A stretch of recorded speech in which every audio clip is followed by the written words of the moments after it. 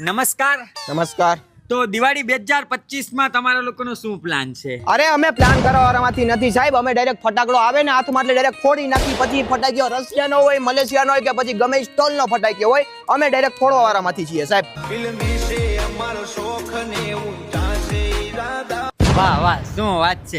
તો તમે દિવાળીના દિવસે જ ફટાકડા ફોડો છો કે એના અગાઉ ફટાકડા ફોડવાનું ચાલુ કરી દો છો? અરે ઈ કામ તો મારા પાડોશીનું છે સાહેબ, બાકી અમે તો ડાયરેક્ટ ટાણું આવે એટલે ડાયરેક્ટ ફટાકિયા ફોડી જ નાખી. એવો પૈસાનો દેખાવડો કરવાનું અમારું કામ નથી. તો જેની પાસે ન હોય ને પૈસા ઈ દેખાવડો કરે. બાકી આ ગલી રૂપી મેદાનમાં જ્યારે ફટાકીઓ પડે ને ત્યારે આપોઆપ ખબર પડી જાય છે કે ઈ ફટાકીઓ કોનો હોય છે, એમાં ઓળખાણ ન આપવી પડે ભાઈ. ભાઈ શું વાત છે. તો દિવાળીના દિવસે ન કરે નારાયણ તમારા પાડોશીને તમારા કરતા વધારે ફટાકડા નીકળ્યા તો? અરે એની તૈયારી હોય તો અમે તૈયાર જ છીએ. અમે નમતું મેળવવા વાળામાંથી નથી. ઈ તો અમારી પાસે ફટાકીઓ છે ને, ઈ ફટાકીયા અમે કરોડોના ફટાકીયા સાહેબ.